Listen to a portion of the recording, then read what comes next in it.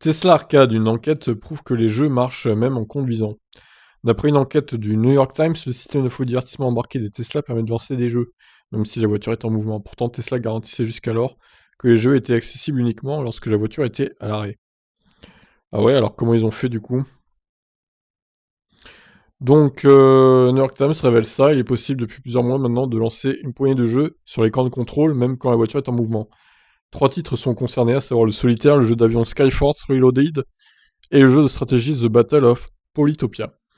D'après le journal, un message apparaît avant de lancer une célèbre partie. Alors, une partie du célèbre jeu de cartes.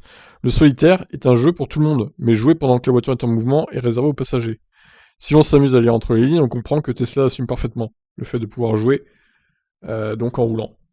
Donc ce serait le passager qui jouerait, évidemment. Ils peuvent pas savoir que c'est le conducteur. Même si je pense que ça serait faisable, logiciellement parlant, de détecter que c'est le mec qui est assis au volant qui joue, quoi. Certes, le joueur doit reconnaître qu'il est passager, mais rien n'empêche le conducteur de prendre part à la partie. Et même s'il décide de rester concentré sur la route, avoir le jeu affiché sur son large écran de contrôle peut nuire amplement à son intention. D'après la NHTSA, l'agence fédérale américaine de sécurité routière, 3142 personnes sont mortes au cours d'accidents impliquant des conducteurs distraits en 2019 aux États-Unis. Une autre étude parue en 2017 et menée par des universitaires de l'Utah a prouvé que les conducteurs qui utilisent des systèmes vocaux et des écrans tactiles retiraient leurs mains, leurs yeux et leur esprit de la route pendant plus de 24 secondes pour accomplir différentes tâches.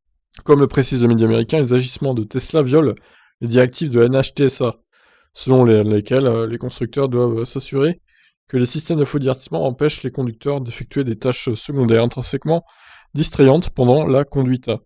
Notez que Tesla et Musk n'ont pas répondu aux demandes de commentaires de la part du journal. Très bien, c'est pas étonnant ça. Hein.